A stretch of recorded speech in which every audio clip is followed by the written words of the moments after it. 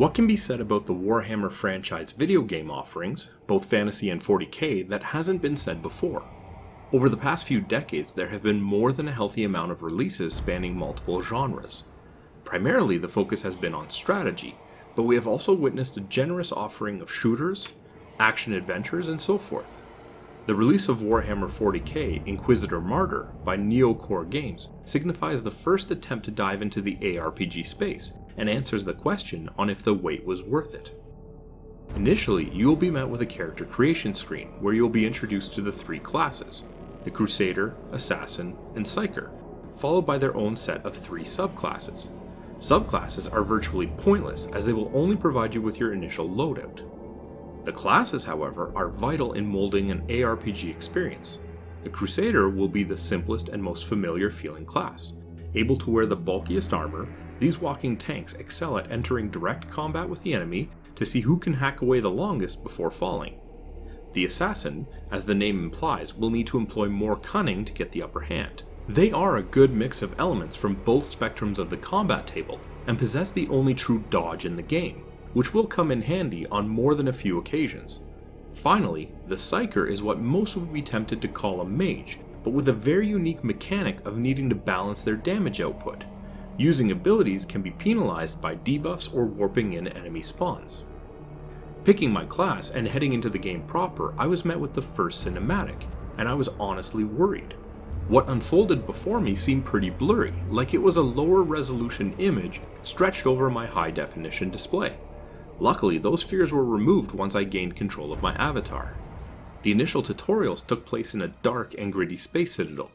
It was appropriately atmospheric, possessing sterile mechanical environmental designs, abundant smatterings of blood and gore, and grotesquely detailed enemy designs that were fitting of not only the license, but my current generation gaming device. I continued to be satisfied with the graphical department during my adventures, as new planets visited showed a variety of both synthetic and organic settings. Weapons and armors possessed many different textures and color variations, and all enemy animations, both big and small, were worthy of their screen time. I know the tendency when looking at games like this is to compare them to Diablo, but don't, as they are similar in genre only. This is an altogether slower experience, but not in a bad way. It is by design so that the focus can remain on more strategic elements such as the cover system, which can be utilized by both the player and enemies. If you are expecting levels where you just breeze through while copious amounts of loot drop and your damage numbers pop in unreadable amounts, you will be disappointed. You should instead save what disappointment you have for the bugs that you will encounter. They were definitely the biggest concern I had. While there were only a few situations where I suffered from hard crashes out of the game, and a few where my character would struggle to move, be it because they were running against an invisible wall, or an item that was graphically demolished from their touted destructible environments still keeping their hitbox, the bigger issue were the dropped controls. Far too many times I would be in the heat of battle and my character would just stop responding to controller inputs for attacks.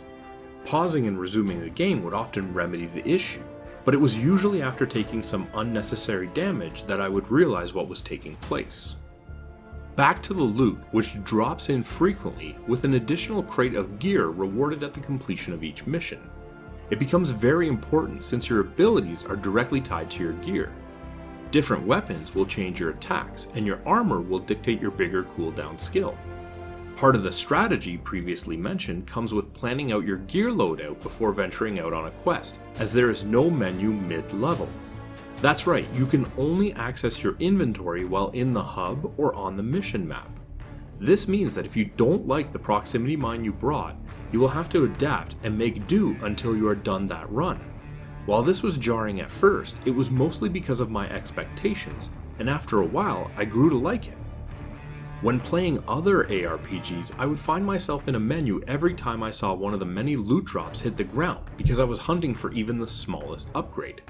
In the long run, I would be spending more time in menus than I needed to because often I would only be met with the realization that the drop was not what I was hoping for.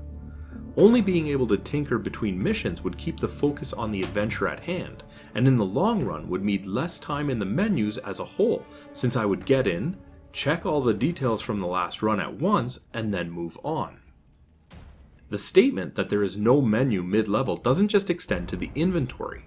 Gain a level, and you aren't using that skill point on one of the many trait trees that help customize your character either.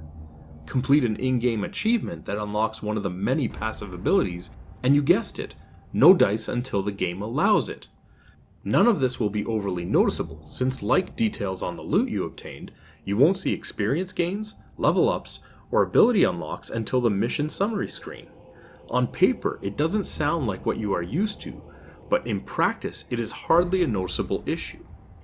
The other big misstep that many will make reference to is that there is no cooperative play during the campaign missions.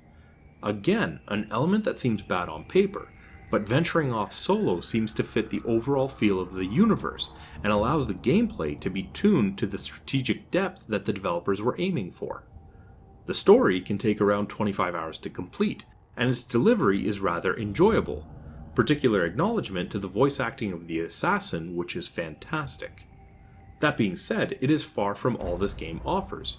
Bringing your character to max level could easily double that playtime, and the many replayable activities which can be done with a friend will keep you logging in thereafter. You will not find yourself running out of features to play with and things to do. Investigations will provide you with new timed experiences. Patched updates eventually leading to seasonal content are planned, customizing randomized missions will provide countless fresh experiences, and the full release will also provide a PvP experience that I was not able to test in the review version. Crafting, countless appearance options, and an extensive endgame loot grind, amongst other things, mean that if you like what you have here, you will have more than enough to keep coming back to. Overall, Warhammer 40k Inquisitor Martyr is a good offering that will be appreciated for treating the license with respect and doing it justice. Obviously, established fans of the lore will appreciate and enjoy the game more, but there is a lot to be valued here as a video game in and of itself.